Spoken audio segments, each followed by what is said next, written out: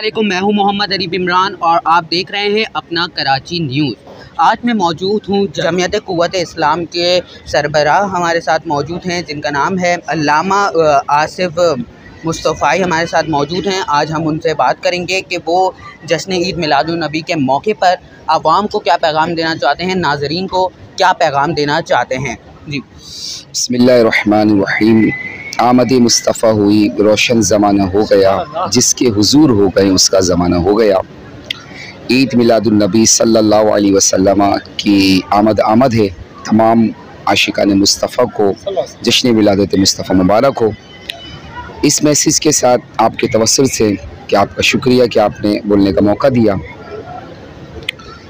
अल्लाह के रसूल सल्लल्लाहु अलैहि वसल्लम की दुनिया में तशरीफ़ आवरी का आने का मकसद ही क़याम अमन था और हमें भी चाहिए कि क़याम अमन के लिए कोशिश करते रहें। इसके लिए हमें इत्तिहाद की फ़िज़ा कायम करनी होगी और बिलख़ुसूस मुख्तलिफ़ प्रोग्राम्स होंगे, नात ख़्वानी की भी और दीगर चीज़ें, वो तो हम उसका एहतमाम करेंगे। उसके साथ साथ ये एक मैसेज है कि बिलख़ुसूस जो सलाब से मुतासिर हुए लोग, उनके लिए भी जिससे जितना हो सके उनकी लिए कोशिश करें।